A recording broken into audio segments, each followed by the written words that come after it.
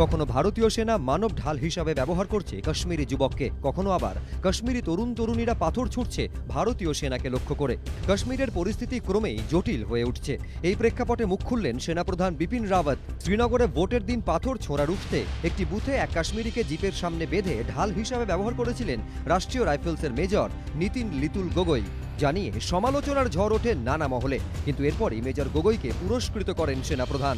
আর major Gogoi Kashmiri যুবককে মানব ঢাল হিসাবে ব্যবহার করে যে কোনো অনৈতিক কাজ করেননি তা এবার কার্যত বুঝিয়ে দিলেন সেনাপ্রধান বিপিন রাওয়াত।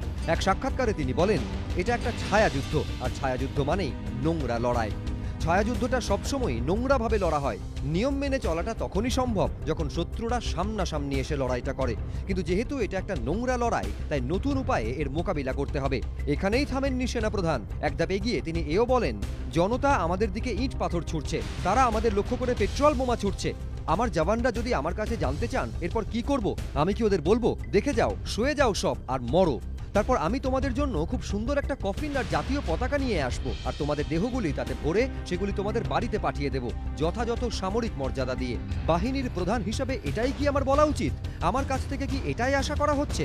আমি চাই ওরা ইট পাথর না ছুঁড়ে আমাদের লক্ষ্য করে গুলি চালান, তাহলে কাজটা আমাদের পক্ষে সহজ হতো, আমরা যা চাই সেটা করতে পারতাম। শনিবার ভোরে সেনার সঙ্গে সংঘর্ষে মৃত্যু হয় হিজবুল কমান্ডার সফজার আহমেদ বাটের।